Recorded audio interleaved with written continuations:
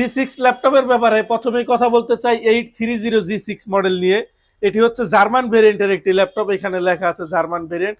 Model হচ্ছে 830 জি6, একদমই full fresh condition, open box condition.